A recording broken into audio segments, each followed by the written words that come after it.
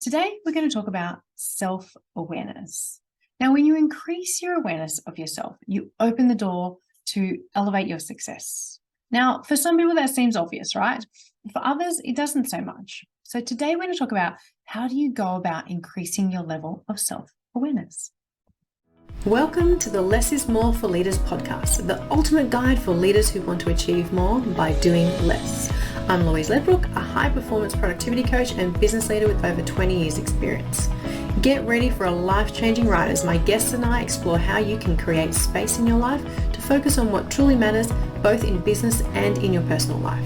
We'll be sharing simple yet powerful strategies and stories of success, so get ready to unleash your full potential.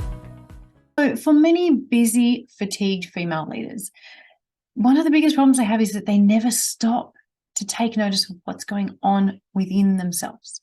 They just keep plowing through the day. They are focused on just getting through the day, flat out, just trying to do the bare minimum in some cases, But the problem with this is that the bare minimum is sometimes actually more than the bare minimum, what they think is the bare minimum, yeah?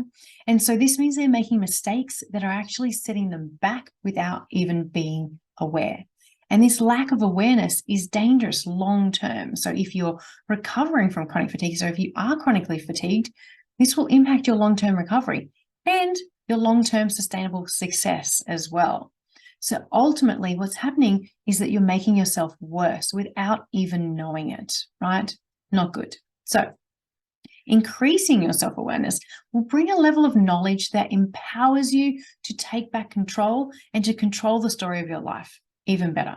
So you can start to make decisions and changes to adapt to what you learn and know about yourself. So once you have that knowledge, you can adapt to and make changes that improve your life and improve your success. Yeah, you can set goals that will support your recovery and success and your business, and you will ultimately be more happier, joyful, and successful. So what we're going to talk about today. Today, we're going to talk about, well, what is self-awareness? Okay, so what do we even mean by that? How do we start to become more self-aware? And what do we do with that information once we find out more about ourselves? Once we start to identify things about ourselves, what do we do with it? Okay, so what do I mean by self-awareness? Well, self-awareness is about bothering to pay attention to yourself, right?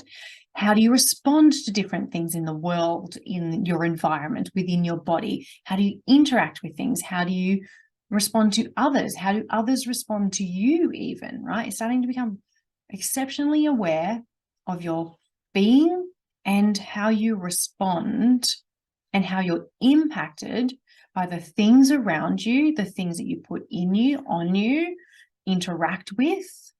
So people, places, things, so that you can then make good decisions for yourself on how you can work with them in the future or not work with them in the future, as an example, okay?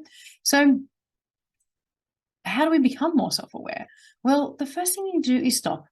I know, crazy, but you need to stop first, okay? And if we're chronically fatigued and frantic and busy, stopping is something that we don't do very often. When we're chronically fatigued, we stop because we're exhausted. That's not what we want to do. We want to consciously stop so that we can consciously listen to and pay attention to our mind, body, and spirit. Okay, this isn't just a physical thing. This is a mental thing. We want to be curious about what's going on in our body and our mind. We want to start going, what actually is going on for me right now? How am I responding to this thing? So I want you to start thinking about things and situations that make you feel better or worse or good or bad. Yeah, I want you to be starting to think about and listening to your body as you go through life, paying attention to your mind and your body. How are you responding? Why is that thing triggering you? Did that thing just trigger me? Like paying attention when it does trigger you. Yeah. And sit with yourself and be curious and listen and learn. And then you can make good decisions. Okay. Now, some people will decide to ignore it. Okay. But being aware of it in some cases is just the first step. Okay. Awareness and knowledge in some cases when you're feeling so lost and chaotic and you're like, why is this thing happening to me? Creating that awareness in some cases is enough to be emancipating, because you're like, oh, that's what's going on. That's why I feel that way. Oh, it is such a relief to finally know and understand. Yeah. So sometimes just the knowing is enough. In other cases, we need to do something about it. Yeah. So how do we start to do this? Well, let's start simple. So one of the easy ways to start this process is with the physical, right? So your food, the things you drink, things that you put on your body. Okay. So I want you to start working there. This is a simple one because we all do it every day. We all eat, we all drink. Some of us put stuff on our bodies. Yeah, we don't all do that. But I want you then to start paying attention to what's going on. So I have a friend now. She'll know who she is when she hears this. I've known her since we were about 13 or 14. And she, as for as long as I can remember, has had a dairy intolerance, right? She was in denial about this dairy intolerance for a very, very long time. And every time we would go out anywhere, so every weekend pretty much, she would have a milkshake or an ice cream. I get it. She loves milkshakes. She loves ice cream. She loves these things and she wants them. So she has them. But then the rest of the night, not so fun for her. Yeah. Because she has a dairy intolerance. And for years and years, this was what happened. She kept eating the ice cream, drinking the milkshakes, and she kept having these responses. Some nights, not good nights for her. And so you can understand these things and know these things, or you can deny them, right? So I think in the beginning, she was in complete denial about that's what was going on. She just thought she had irritable bowel syndrome or something, No, she couldn't eat the dairy, yeah, but she kept doing it. And so you can be in denial about a lot of things and not realize that that's going on for you. So you want to start paying attention, looking for patterns. It was quite obvious to me on the outside that that's what was going on. And I would say to don't have the ice cream, don't have the milkshake, you know what's going to go on. She's like, I know, but I want the ice cream. So she kept doing it for a long time. But the problem with doing these sorts of things, either ignoring them or then choosing to continue to be triggered by them, one, that is fine. That is 100% your choice. But also, you need to consider the long-term impact of doing something like that. So if you continue to tolerate an intolerance for a long period of time, it can have longer-term impacts. So it can actually impact your digestion. It can mean that your body's not absorbing other certain minerals and vitamins that it should be. It can also start to impact other parts of your body, your skin, your hair, like all sorts of things, right? So you need to consider the long-term impact of choosing to not find a way around it or a solution or remediation for that thing, okay? These are all choices that you get to make. Once you are aware of it, though, you get to consciously make that choice. It's not just happening to you. You're consciously deciding these things, yeah? So food is good.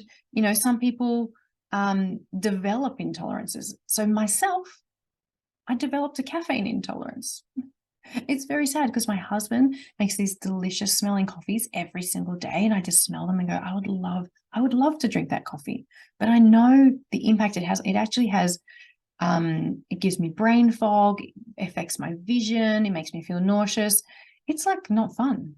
So why would I do that to myself continuously? I don't want to live that way. So I don't drink the caffeine. Nothing with caffeine. No tea, no coffee, no Coca-Cola or whatever. I don't have the caffeine because it's not worth it. And so you may also find you've developed intolerances that you didn't have before. So what's really important about this exercise of self-awareness is it's a point in time analysis, okay? And the more you do it, the more you see, yeah? So you'll start to see things as you continually do this over time. You're like, oh, why did I never notice that before? It's because you've practiced, right? You're building your self-awareness muscle. And so you're starting in the beginning, right? So you think about it, you're building the foundation. So you're at least starting to become self-aware. You're starting to pay attention and you will notice some things, but you got to keep looking all the time and you'll start to notice more and more. I'm at the point now where I can feel functions in my body. I can feel things happening in my body. I'm so aware of how I respond to certain things that I can feel it in my body. Yeah. And so I've been doing this for a long time though. I've been doing this for over 20 years. And so it takes time to become super aware. And I'm now so consciously aware that I know I need sun. If I don't get sun, I am an unhappy, cranky person, right? No fun for anyone.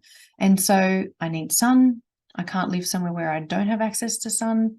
I moved states this year. And when we first moved, I was in an office that was in the center of a building. Yeah. It had lighting, but it was in the center of a building and I didn't have access all day to sunshine. It was not good for me. It was not good for my well-being. And I know this one because I started to feel it, but also when I would walk outside at the end of the day, oh, it would be like heaven, I don't care if it's 50 degrees out here. Oh, sunshine. And so, but I knew I needed access to that sunshine more throughout the day. So now I have beautiful windows. I can look outside and I can walk outside very easily. Like the outside is right there. And so my environment impacts me. I like plants around me. It could be as simple as you look around your room and you go, I don't like that picture just there. I don't like it. Like it could be really simple. But these small things, they build up, right? So you need to pay attention eventually to all the things. Just start small. Just start with the physical, right? Because it's easy, it's tangible, it's physical. When I eat something, when I drink something, when I put the cream on my body, how do I feel? Good, bad, nothing? Okay, that's great, right? Neutral is also good. But I want you to start paying attention to the physical and then you'll build up, right? And up and up. Supplements and medications. I developed an allergy to a drug as well over my lifetime. It's kind of the caffeine in this drug happened at the same time. Not something you would have commonly, but it's quinine. It's in tonic water, right? No more GNTs. Oh, tragic, I know. But you develop, apparently you do develop an intolerance to quinine. Most people aren't just allergic to it. You become allergic to it. And so I'm like, where did that come from? And so I was just doing my normal things. And all of a sudden I'm like, tonic water, having a reaction. And so you got to start paying attention and understand. I really want you guys to understand it's a point in time. You will change over time, and something that you're intolerant now to, you may not be later. Yeah. So a good one, supplements, when talking about supplements, for me, I love magnesium. My body loves magnesium, but if I haven't been taking it, I can't go straight to a full dose. It gives me terrible nausea. So I have to build up and up and up, right? I've learned that over time. I've followed the pattern. I've paid attention, and I know that particular supplement, I have to build up a tolerance to it if I haven't been taking it. Yeah.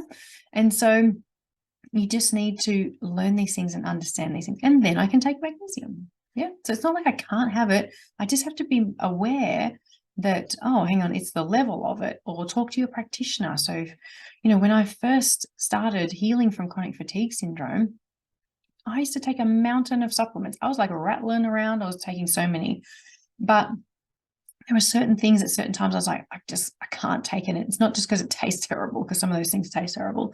I'm like, I can't, my body is saying it doesn't want it. And so I'd speak to my naturopath and they're like, don't take that for a while. Your body needs to heal. It's not ready for it, or we've reduced the dose. And so paying attention to those sorts of things, right? And the beauty of you doing this from a place of self-awareness is that you start to know what works for you, right? Because there are so many people that are going to throw information at you. I do this, you should do this, take this, blah, blah, blah. This is the only thing you should do. I've seen it. I see it in the forums of people just going, you have to do this thing, you must do this thing. I'm like, actually, that person doesn't have to or must do that thing, because maybe for them that is not the right thing. And I know certain things that work for me won't work for others. It's in every modality in my life, right? Things work for me that don't work for others. And so you need to know those different things you can try, but pay attention to work out whether that works for you, okay? Because just because it worked for John down the road does not mean it works for you, Okay, so pay attention to these things. Things that you do, things that you think, what triggers you, what stresses you out. Are there people and relationships in your life that are stressing you out? Okay, so relationships, like ourselves, go through a journey. In the beginning of a relationship, it's exciting and energizing. It literally energizes your entire life. Yeah. But if you end up at the point of divorce, that's on the other end of the spectrum, that's not good. That's going to drain your energy. And again, that's a point in time. Okay. So what's going on for you during that time of that divorce that you need to pay attention to, that you need to try and mitigate or resolve or cater for, right? It's taking a whole lot of your energy or resources. So you need to maybe not spend some of the energy on things that you normally would, so you can allocate some to the emotional burden of a divorce. Okay. Pay attention. So don't just try and plow through a really stressful time, deaths in the family, illnesses in the family, when you have to care for someone, a divorce. Don't just try and plow through it and continue to do everything that you normally do. Okay. Because that's not helpful, right? Sit with it, become self-aware, understand what you need, and then adapt to that. Yeah. Are there types of work that don't work for you or you love?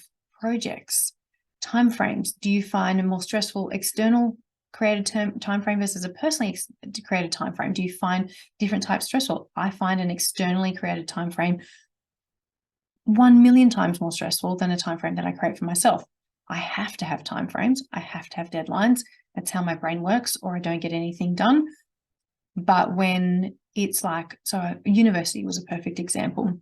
When I was at uni and I had zero control over any of those timeframes. I couldn't move them. They couldn't be moved. It was the end of the semester. You had to deliver 50,000 assignments and do all your exams. Stressful. I found that so stressful, and it would trigger me. But at first I didn't realize, and so I didn't adapt to that. I didn't adapt my life to that. I still kept working like crazy and studying and doing all the things all at the same time, right? And I would just fall in a heap at the end.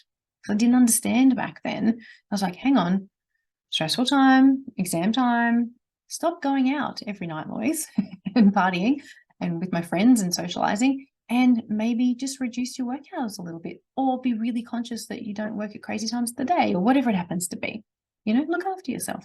But I wasn't aware enough back then initially. More aware now. Different places, the environment, pollen, mold. When you have lack of autonomy, some people find that super stressful. Types of movement. Now, for me, because of not just the chronic fatigue syndrome, but the POTS, I can't do super intense exercise. Okay, I'm never going to be the next CrossFit world champion. I'm okay with that, right? I accept that. I would love to be like buff like those guys, but I accept that that's not going to be me. And if I want to do some level of intensity of my exercise, I have to build up to it. Yeah. Can't just go from 0 to running 5, even 10Ks or whatever, like I can't, that doesn't work for me. My body responds to the lactic acid. So lactic acid is a waste product or a toxin, if you like. Your body has to detoxify that and get rid of it. For me, one of the problems that I have as a result of the chronic fatigue is that it takes me much longer to detoxify. It's much harder for me. So any toxins, including lactic acid, it builds up and it stays in there.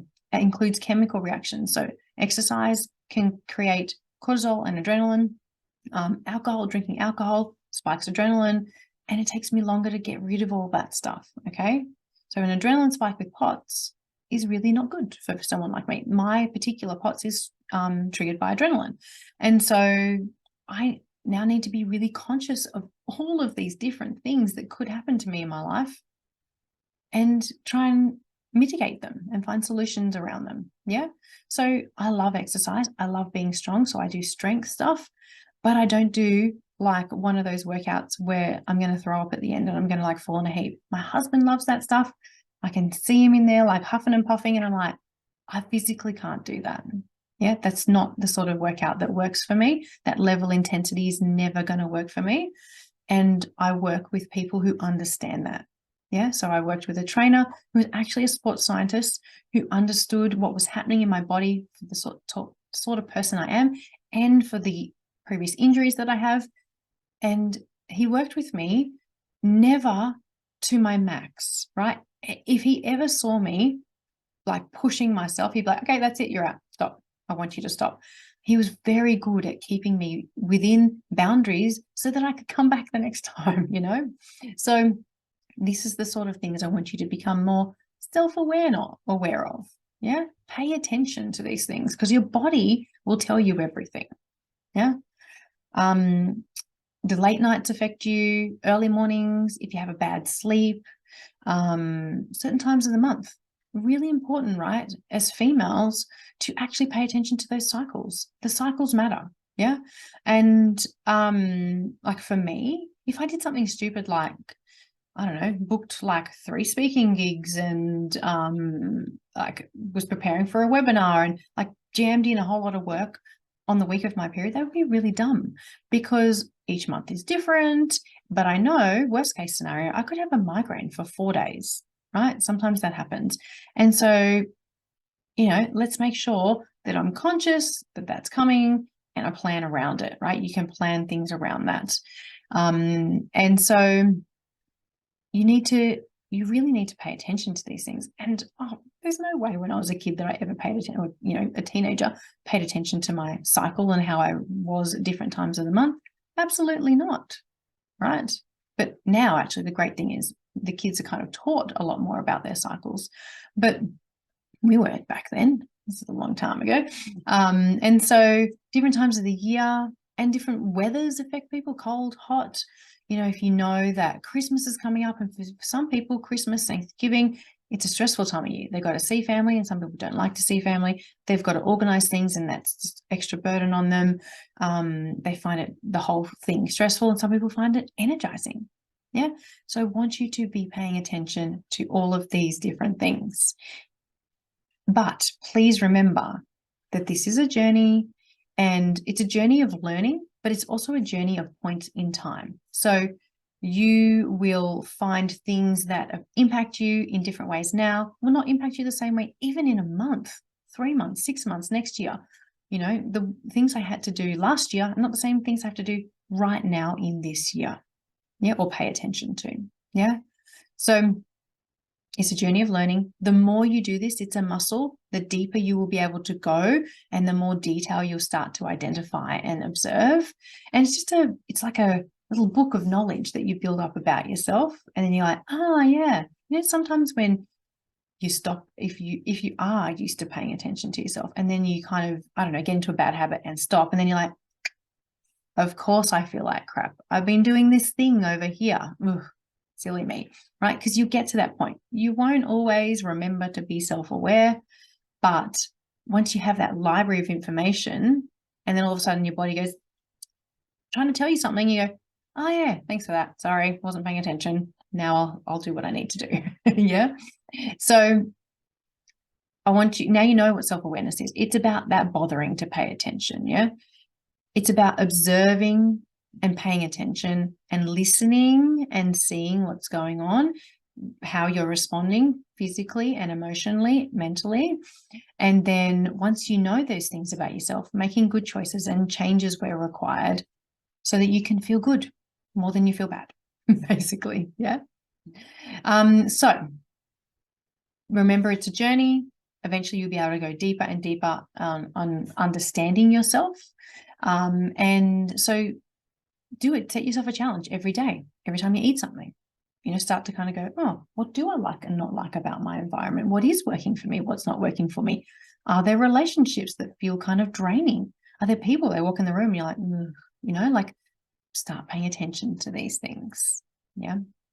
And if you want to spend some more time with me and learn more things like this, join me in the Female Leaders Thriving with Chronic Fatigue Facebook group. We do trainings, we have downloads and great conversations, other female leaders trying to just be the best version of themselves and live a happy, joyful life where they get to kick their goals. We're all in there. So hope to see you there, and thank you for joining me today.